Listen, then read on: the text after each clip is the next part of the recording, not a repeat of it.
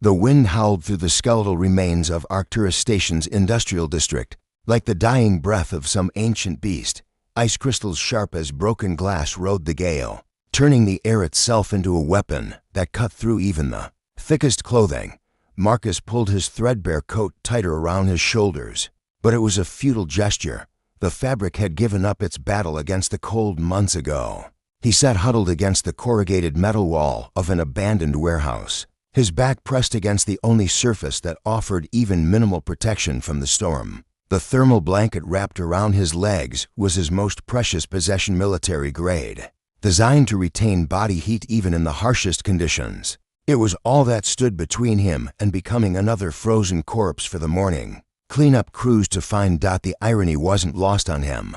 Marcus had survived 3 years of brutal combat on the gas giant mining platforms of Kepler 442, had watched friends die in the vacuum of space, had killed men with his bare hands when his weapons failed. Yet here he was, defeated not by enemy fire, but by simple poverty and the merciless cold of a world that had forgotten him, his stomach cramped with hunger, a familiar companion these days. The last of his veterans' benefits had been cut off 6 months ago due to some bureaucratic error he couldn't afford to fight.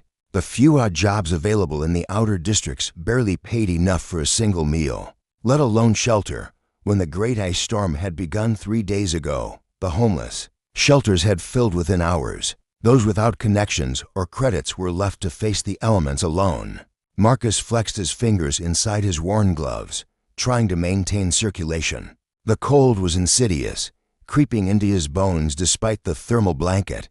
He estimated he had maybe 6 hours before hypothermia claimed him.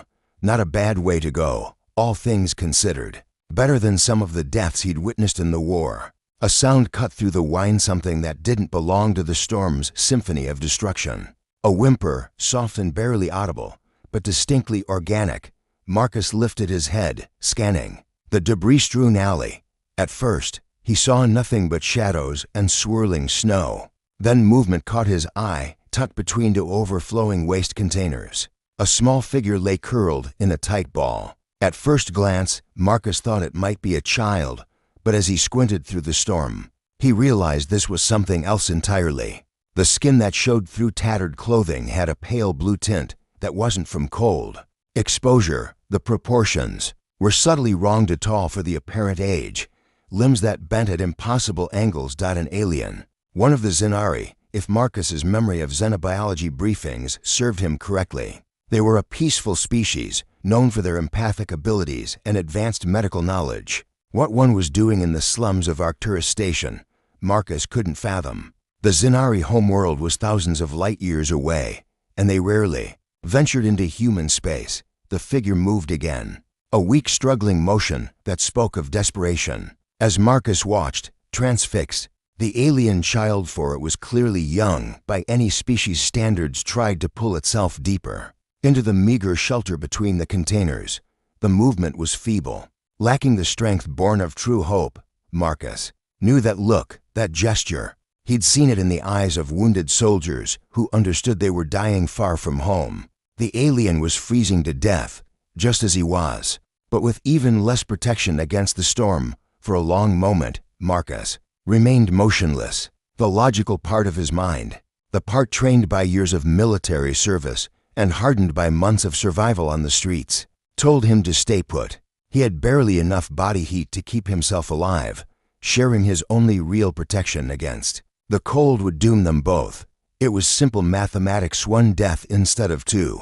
But as he watched the small figure's increasingly feeble movements, another part of his mind spoke up, the part that remembered why he'd enlisted in the first place before the war had stripped away so many illusions, the part that still believed in something beyond mere survival. "Damn it," Marcus muttered, the words torn away by the wind before they could form frost in the air. He unwrapped the thermal blanket from his legs, immediately feeling the cold begin its assault on his core temperature. Every step toward the alien child was a step closer to his own death, but Marcus found he couldn't stop moving. Years of training had taught him to follow orders, even when those orders came from his own conscience. The alien looked up as he approached, large eyes, the color of winter sky reflecting a mixture of fear and hope. Up close, Marcus could see that this was indeed a child, probably no more than 10 years old by human standards. The bleaching skin was translucent in places, revealing the delicate tracery of blood vessels beneath. Definitely Zenari, though he'd never seen one so young. "Easy there," Marcus said softly, kneeling beside the trembling figure. "I'm not going to hurt you." The child's lips moved, forming words in a language Marcus didn't recognize. But the tone was universal gratitude mixed with desperate need. Marcus could see the hypothermia setting in, the same telltale signs he'd learned to recognize in soldiers exposed to the void of space. Without hesitation, Marcus wrapped the thermal blanket around both of them, pulling the alien child against his chest. The contact was startling. The child's body temperature was significantly lower than human normal, but Marcus could feel a faint warmth beginning to build between them. The thermal blanket's advanced materials responded to their combined body heat, creating a cocoon of relative warmth in the midst of the killing storm. The alien child pressed closer, small hands clutching at Marcus's coat with desperate strength. Marcus wrapped his arms around the small form, offering what comfort he could. He began to hum an old song his mother had sung to him during thunderstorms when he was young, the melody barely audible above the wind but somehow managing to convey safety and protection. As the hours passed, Marcus felt his own body temperature dropping despite the shared warmth. The thermal blanket was designed for one person, not two, and while it was keeping them alive, it couldn't perform miracles. He found himself growing drowsy, the dangerous kind of sleepiness that preceded the final stages of hypothermia. But each time his consciousness began to fade, he felt the alien child stir in his arms, and he forced himself to stay alert. Whatever happened to him, he was determined that this innocent being would survive the night. In a life filled with regrets and failures, perhaps this one act of kindness could serve as redemption. The storm raged on, but within their small shelter, wrapped in shared warmth and unlikely companionship, Marcus held tight to something more valuable than his own survival: the knowledge that even in the darkest moments, compassion could still light the way forward. As dawn approached and the wind finally began to die down, Marcus felt the alien child's breathing steady and strengthen. They had made it through the worst of the storm together, to unlikely survivors, bound by a simple act of human decency that had defied all logic and self-preservation. 20 years had carved deep lines into Marcus's weathered face, each one a testament to the harsh realities of life on Arcturus Station.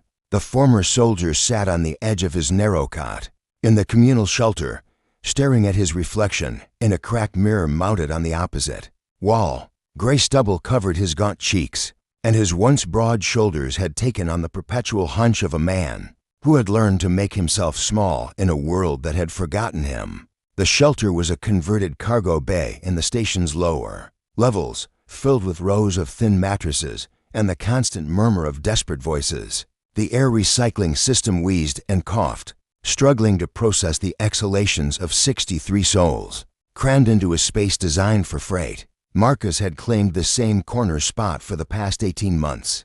Ever since the last of his part-time work had dried up, he flexed his left hand, wincing as arthritis sent familiar spikes of pain through his knuckles. The old war wounds had never properly healed, and decades of cold and malnutrition had only made them worse. Sometimes, in the quiet moments before sleep, he found himself remembering that night 20 years ago, the alien child, the storm, the impossible decision to share his only warmth with a stranger. The memory felt like a fever dream now, too surreal to have been real. Yet he still carried the small piece of blue fabric he'd found the next morning, torn from the child's clothing and somehow left behind when the rescue workers had arrived. The medical team had whisked the alien away without explanation, and Marcus had never learned what became of the small being he'd saved. "Marcus." A voice called from across the shelter. "You got visitors." Marcus looked up, surprised. Visitors were rare in places like this, usually meaning either debt collectors or officials bearing bad news. He made his way through the maze of cots and personal belongings, nodding to familiar faces along the way. The shelter's residents had formed their own small community, bound together by shared hardship and the unspoken understanding that they were all just one step away from the streets. In the shelter's reception area, Marcus found an unusual sight. 3 figures stood waiting, their clothing and bearing marking them as clearly not from the lower levels. The first was a tall woman with pale blue skin and silver hair that seemed to shimmer in the artificial light. Her large, expressive eyes held an intensity that made Marcus's breath catch in his throat. Something about her seemed familiar, though he couldn't place where he might have seen her before. Beside her stood another woman, similar in appearance but older, with darker blue skin and an expression of barely concealed disapproval. The third figure was human, a middle-aged man in the uniform of a station administrator, his nervous fidgeting suggesting he wasn't comfortable in his current surroundings. "Mr. Marcus Thorne?" the administrator asked, consulting a datapad with shaking hands. These ladies have been looking for you. They've provided proper documentation and, well, they've made a substantial donation to the shelter in exchange for this meeting." Marcus stepped forward, studying the alien women with growing curiosity. The younger one's eyes widened as she saw him, and she took a half-step forward before catching herself. Something passed across her features: recognition, joy, and profound sadness all mingled together. "You are him," she said, her voice carrying a musical quality that seemed to resonate in Marcus's chest. "You are the one who shared his warmth." The memory hit Marcus like a physical blow. Those eyes, winter sky blue with flecks of silver. The voice, deeper now but carrying the same cadence he remembered from that night long ago. His hand moved unconsciously to the pocket where he kept the scrap of blue fabric. "Zephyra," he whispered, hardly daring to believe it. The alien woman Zephyra nodded, tears beginning to form in her large eyes. "I have searched for you for so long. Every world, every station, every place humans might dwell. I never stopped looking for the man who saved my life." The older alien woman stepped forward, her expression stern. "Zephyra, we discussed this. The human is clearly unwell. This obsession of yours is not an obsession, Nix," Zephyra replied firmly, never taking her eyes off Marcus. "It is a debt that must be repaid. He gave me everything when he had nothing to give." Marcus felt a wave of shame wash over him as he became acutely aware of his appearance: the stained clothing, the smell of the shelter clinging to him, the obvious signs of poverty and neglect. This beautiful, clearly successful woman had spent 20 years searching for him, only to find a broken-down veteran living in squalor. I'm not the man you remember," Marcus said quietly. "That night was a long time ago. I'm just another casualty of the system now." Zephyra stepped closer, close enough that Marcus could smell something like ozone and flowers in her scent. "You are exactly the man I remember, the one who chose kindness over survival, the one who proved to a frightened child that not all strangers meant harm." She reached into a small bag at her side and withdrew something that made Marcus's heart stop. It was a piece of thermal blanket fabric, carefully preserved and apparently treasured. The same blanket he had wrapped around both of them that terrible night. "I kept this," Zephyra said softly, "as a reminder of the moment someone showed me that compassion could exist, even in the darkest places. It has guided every choice I have made since." The administrator cleared his throat nervously. "Perhaps we should move this conversation somewhere more private. I have a small office we could use." As they walked through the station's corridors, Marcus learned fragments of Zephyra's story. After that night, she had been taken to a Zanari medical facility where she'd made a remarkable recovery. But the experience had changed her profoundly. She had dedicated her life to understanding the healing arts, becoming one of her people's most gifted practitioners. "I studied human physiology," she explained as they sat in the cramped office. "I wanted to understand the species that had produced such unexpected kindness. I learned your languages, your customs, your medical needs. I became a bridge between our peoples." Nix, who had introduced herself as Zephyra's sister and closest advisor, remained skeptical. "She has spent decades trying to repay what she sees as an unpayable debt. I fear it has become an unhealthy fixation, and I fear you do not understand the significance of what he did," Zephyra replied, a note of steel entering her musical voice. That night, Marcus gave up his only chance of survival for a stranger in Zenari culture. Such an act creates a bond that transcends death itself.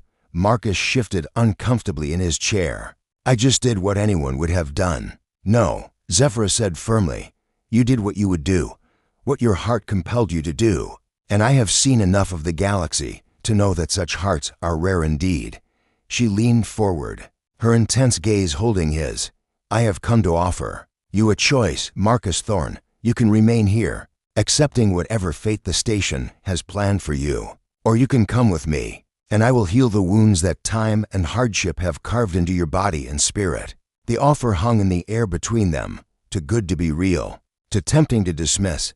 Marcus thought of the cold nights in the shelter, the ache in his bones, the slow erosion of hope that had defined his recent years. Then he looked at Zephyra's face, seeing in it the echo of the child he had saved and something else, a woman who had built her life around honoring a moment of kindness. Why? He asked quietly. After all these years, why is this so important to you? Zephyra's expression softened, becoming vulnerable in a way that made Marcus's chest tighten. Because in the darkest moment of my life, you chose to see me as worthy of salvation. You taught me that love, true, selfless love, exists in this universe. I want to spend whatever time I have returning that gift to you. The silence stretched between them, filled with the weight of 20 years and the promise of an uncertain future.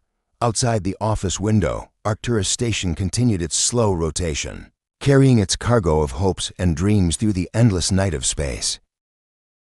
The abandoned manufacturing sector of Arcturus Station stretched before them, like a graveyard of industrial ambition. Massive assembly lines sat silent and rusting, their robotic arms frozen in mechanical death poses. Overhead, broken lighting. Fixtures cast erratic shadows that danced with each flicker of the failing power grid. Marcus led the way through the maze of defunct machinery, his military training automatically cataloging potential threats and escape routes. Are you certain this is safe? Nix asked, her voice echoing off the metallic walls. Her elegant features were marred by a concerned frown as she picked her way carefully over the debris-strewn floor. This entire section should have been sealed off years ago. Nowhere on this station is truly safe, Marcus replied, pausing to listen for any sounds of pursuit. But down here, we can talk without being overheard.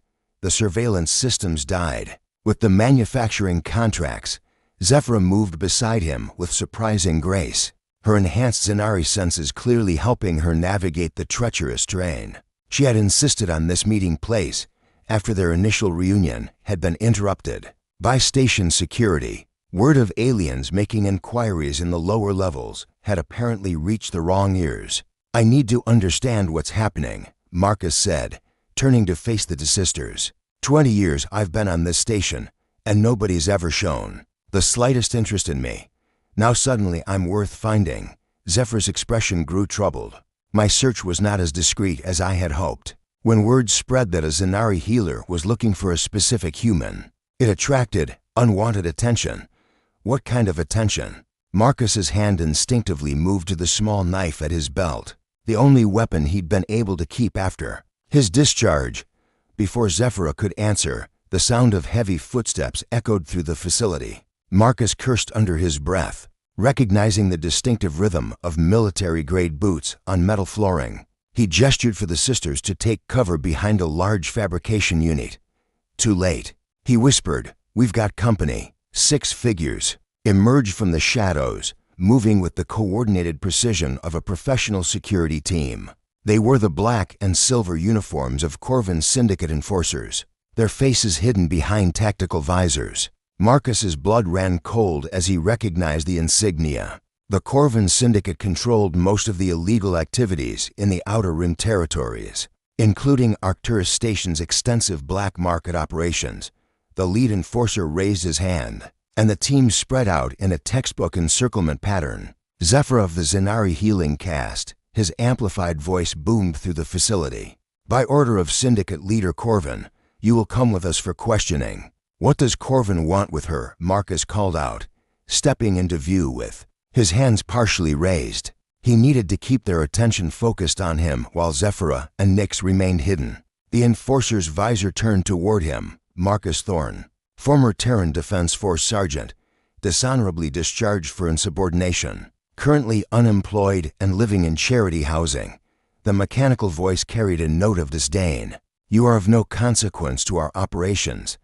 Then let me walk away, Marcus said. Taking a careful step to his left, the movement drew two of the enforcer's attention, creating a small gap in their formation. I'm just trying to survive down here like everyone else, unfortunately. Your association with the healer has made you a liability. The lead enforcer raised his weapon, a sleek energy rifle that hummed with barely contained power. Leader Corvin cannot allow witnesses to this operation. From behind the fabrication unit, Zephyr's voice rang out clear and strong. I will come with you willingly if you leave the humans unharmed. Zephyra, no. Nyx's urgent whisper was barely audible, but Marcus caught the desperation in her tone. The lead enforcer tilted his head, as if receiving instructions through his calm system. Leader Corvin appreciates your cooperation. However, the humans have seen too much. They cannot be permitted to leave. Marcus felt the familiar calm that had served him through countless combat situations. Time seemed to slow as he assessed the tactical situation. 6 armed opponents with superior equipment and positioning, no cover except for the industrial machinery. His only advantages were knowledge of the terrain and the element of surprise. What does Corvin want with a healer? Marcus asked, continuing his subtle repositioning. He was now within lunging distance of the nearest fabrication arm, a massive piece of equipment that could provide both cover and a weapon if properly utilized. The Syndicate's gladiatorial operations require medical support, the enforcer replied. Zenari healing abilities would prove profitable in maintaining our fighters' combat readiness. The pieces clicked into place for Marcus. Corvin ran illegal fighting tournaments throughout the Outer Rim. Brutal spectacles where desperate beings fought for the entertainment of the wealthy. A healer who could quickly repair damage between fights would indeed be invaluable to such operations. You're talking about slavery, Marcus said, his voice hardening. Using her abilities to patch up your fighters so they can be beaten down again. We prefer the term contracted services, the enforcer replied with mechanical indifference. The healer will be well compensated for her work. Zephyra stepped into view, her blue skin seeming to glow with inner light. I have dedicated my life to healing, not to prolonging suffering for profit. I will not be part of your barbarism. You will reconsider once you understand the consequences of refusal, the enforcer said. His teammates adjusted their aim, targeting both Zephyra and the spot where Nyx remained hidden. Marcus made his choice. 20 years of poverty and defeat fell away as muscle memory and training took control. He dove toward the fabrication arm, his fingers finding the emergency activation panel he had spotted earlier. The massive mechanical limb lurched to life with a grinding roar of hydraulics and protesting metal. The sudden movement caught the enforcers off guard. The heavy arm swept through their formation like a giant's fist, sending 2 of them diving for cover. Marcus rolled beneath the machinery, using the chaotic movement to mask his approach. Toward their leader, suppressing fire, the lead enforcer shouted, his amplified voice cutting through the industrial noise. Energy bolts began sizzling through the air, their blue-white discharge illuminating the facility in strobing patterns. Zephyra rose from her hiding place, her hands glowing with the same inner light that suffused her skin. Enough, she commanded, her voice carrying an authority that seemed to resonate in the very air around them. The enforcers' weapons suddenly began to malfunction, their energy cells overloading and cascading failures. Marcus had heard rumors of Zenari bioelectric abilities, but seeing them in action was breathtaking. Sparks flew from the disabled weapons as their wielders frantically tried to understand what was happening. Impossible, the lead enforcer muttered, staring at his dead rifle. Intelligence reports said nothing about offensive capabilities. Your intelligence was incomplete, Zephyra replied, stepping forward with fluid grace. We are healers by choice, not by limitation. Marcus used the confusion to close the distance to their leader. His knife found the gap between the enforcers, helmet and body armor, pressing against the vulnerable flesh of his throat. Tell your boss that Zephyra is under my protection, he growled. Anyone who wants her will have to go through me first. The enforcer's visor turned toward him, And Marcus could hear the slight tremor in his mechanical voice. "You cannot protect her forever. Old soldier, Leader Corvin has resources you cannot imagine." "Maybe," Marcus admitted, increasing the pressure on his blade. "But I can make it expensive for him to find out." Nyx emerged from hiding, her own hands beginning to glow with the same bioelectric energy as her sister's. "And he will face the combined wrath of the Zenari healing caste if any harm comes to us. We are not as defenseless as your leader believes." The standoff stretched for long moments, broken only by the settling groans of the disabled machinery around them. Finally, the lead enforcer stepped back, Marcus's knife withdrawing from his throat. "This is not over," the enforcer said, his team regrouping around him. "Leader Corvin does not abandon profitable ventures easily." "Then tell him to find a different source of profit," Zephyr said firmly. "I will not be part of his operations, willingly or otherwise." As the enforcers retreated into the shadows, Marcus felt Zephyr's hand touch his shoulder. The contact sent a warm pulse through his body, and he realized that some of his chronic pain had simply vanished. "Thank you," she said softly. "You risked your life for me again." Marcus looked into her luminous eyes, seeing not just gratitude, but something deeper, an affection that had grown from that night, 20 years ago, into something more complex and precious. "Some things are worth the risk," he replied, his voice rough with emotion. Nyx approached them, her expression troubled. "We cannot remain on this station. Corvin will not give up easily, and next time he will come with greater force." "Then we leave," Zephyr said simply, her gaze never leaving Marcus's face. "All of us, together." The weight of decision hung in the recycled air between them, heavy with possibility and danger in equal measure. The safe house Nyx had secured sat in the forgotten upper reaches of Arcturus Station, where the artificial gravity was weaker, and the air recycling systems struggled against the cold of space. It had once been an executive suite during the station's prosperous mining days, but decades of neglect had left it shabby yet serviceable. Through the viewport, distant stars wheeled slowly as the station continued its eternal rotation. Marcus sat on the edge of a worn chair, trying not to show how much pain he was in. The confrontation with Corvin's enforcers had aggravated old injuries, and his left shoulder burned with familiar fire. He watched Zephyr move around the small kitchen area, her graceful movements a stark contrast to his own stiffness. "You're hurting," she observed without turning around, somehow sensing his discomfort. "Your bioelectric field is fluctuating in patterns I associate with chronic pain." "I'm fine," Marcus replied automatically, the response conditioned by years of military service and stubborn pride. Nyx looked up from the data pad she'd been studying, her dark blue features showing disapproval. "Zenari senses are not easily fooled, human. My sister can feel your pain as if it were her own." Zephyr turned, carrying a steaming cup that smelled of herbs and something indefinably alien. "Please, Marcus, let me help you. It's what I've trained my entire life to do." Marcus accepted the cup, inhaling the soothing aroma. "I've learned to live with it. Some pain you just carry, but you don't have to," Zephyr said, settling onto the couch beside him, close enough that he could feel the warmth radiating from her blue skin. "Not anymore." She placed her hand gently on his injured shoulder, and Marcus gasped as warmth flowed through him.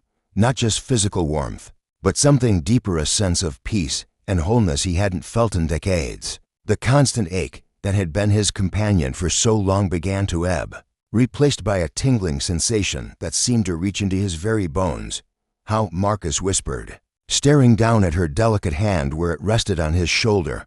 "Bioelectric. Healing is our gift," Zephyr explained, her voice soft and musical. "We can accelerate cellular repair, reduce inflammation, even help damaged neural pathways regenerate. But it requires physical contact and deep emotional connection to work properly." The healing continued, waves of relief washing through Marcus's body as 20 years of accumulated damage began to reverse itself. But more than the physical healing, he was acutely aware of Zephyr's presence beside him, the way her silver hair caught the light, the concentration on her beautiful face, the gentle strength in her touch, the emotional connection part. "Marcus said quietly, "What does that mean exactly?" Zephyr's large eyes met his, and he saw vulnerability there alongside her natural confidence. It means I must care deeply about the person I'm healing. The stronger the emotional bond, the more effective the treatment. Nyx cleared her throat pointedly. Which is why this entire situation concerns me. Zephyra has been emotionally invested in you for 20 years, Marcus Thorne. Her healing abilities respond to that investment. Nyx, Zephyra warned, a flush of deeper blue coloring her cheeks. Someone must speak practically. Nyx continued, rising from her chair to pace the small room. You have built an idealized version of this human in your mind. Sister, the reality may not match your expectations.